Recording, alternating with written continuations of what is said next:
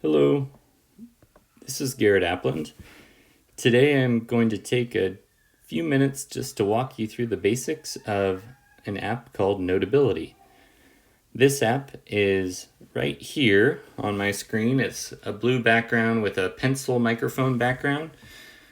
It's an app for taking notes, obviously, but it can do quite a bit more. And I want you to see the basics. So we're going to start by opening this app. This is the main screen with all of my notes. When we walk through Notability, I'm going to remind us that all of the important tools and directions, everything is in this top bar. So at the very top right, I can quickly jump to a new note by clicking the icon that's a paper and pencil. A new note page appears that's already dated. I really like that because whenever I'm taking notes, I usually put the date right at the top. So it's already done that for me. And again, all the important tools are right at the top. I can click a T for text and immediately start typing. And the next icon is a pencil. So I can use my stylus or just my finger to start writing as well. That I can change color and size.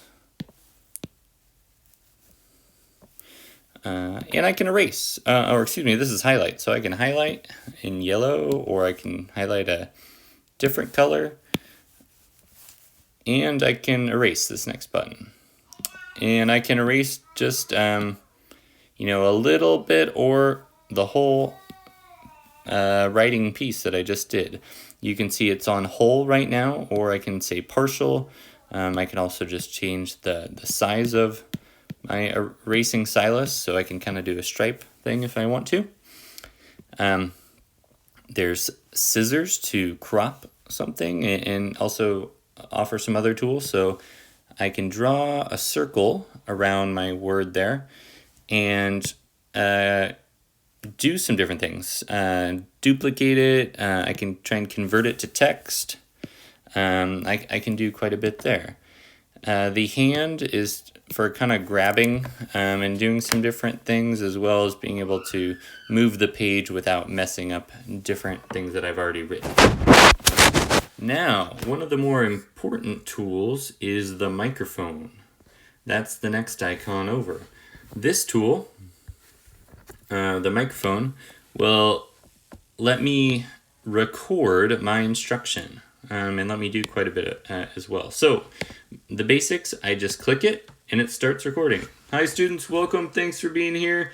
We are going to review some vocabulary, and so I could write my vocabulary down, and I can add a picture of my vocabulary with this next tool, the plus button, and go to photo library, and maybe I've got a picture of it. This is really just a picture from a conference that I went to, and I can crop that picture by hitting crop and change the size of it to make it just how I would like, and continue on my instruction. I'm going to stop my recording. So in the top right, again, you'll see that recording was 41 seconds.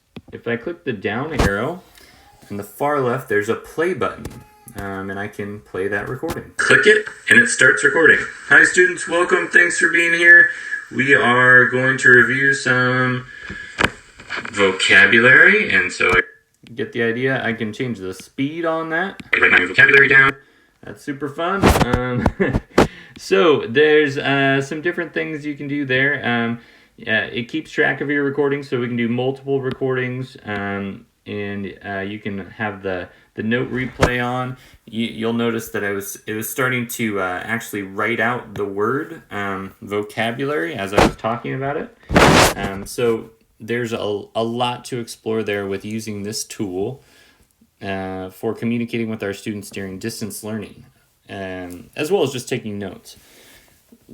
Let's keep exploring some of the other functions that are available. So also under this plus sign, I can take a photo immediately with the camera. I can kind of scan, add some documents. A fun one for students is, of course, the GIF. So I'm a big Seinfeld fan, so I can just kind of search that. And maybe I really like this clip of everybody dancing, so I'm going to grab that, throw that into my notes. That's really going to be helpful, of course. I'm going to drag this over here, get out of the way. I can add a caption to it. So there's lots of different elements that would be really fun for our students in note-taking and learning. Along with GIFs like this one, I can also on the plus sign add web clips and drag and drop or go to Safari like it said, get a little YouTube video clip and throw in there. That can really help with some of the instruction that we're giving if you want them to not only see the visual and see the text and see the funny GIF, but also have a little 2-minute YouTube video to explain whatever process that you're teaching. These stickies are also helpful. You can have a little sticky just like this. You can, again, change the color, get rid of the lines if you don't want to. But that's kind of a nice way to have just your instructional notes pop off the page a little bit to kind of seem more important to the students.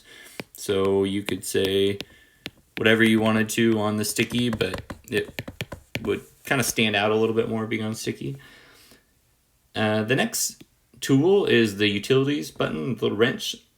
This has a couple other features that are helpful, like the paper. You can actually change the background paper of your notes, and that gives you some options to work with.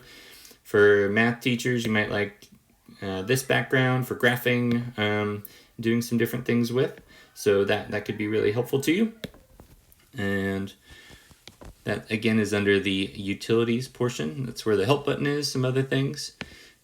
Most of the time when we're taking notes, I think it's helpful for students to just scroll. Just scroll as you go. And then if they need to review, they can start at the top. And that kind of, in a sense, is like reading the notes. It just helps stay organized that way, I find. Now, in the top left, there's a square with an arrow pointing up. That's kind of the standard share button. So if you click that, you'll notice there's a lot of ways to share it. Most of the time, we're going to be using Google Drive, sharing that via Google Classroom, that sort of thing. So that would be kind of the standard place to go. The standard format is set to Note. You could also change it to PDF if that's better for you and what you're doing with your students. Now, that's how we kind of use Notability to take notes and instruct our students. If I click that back arrow in the top left, this goes back to my main screen. I would also encourage you to think about how you can teach your students to use the app of Notability themselves. If your class does have Notability, not everyone's class does. But it's a great organizational tool. You'll notice this note I just took is at the very top of the page. I can hold down on that and drag it into a specific class, like my science class or my English class or my math class or ELD. And that'll help me stay organized as a student. I think that's pretty helpful. Anyway, that was a quick run through of the basics of Notability. Thanks for tuning in, and we'll see you next time.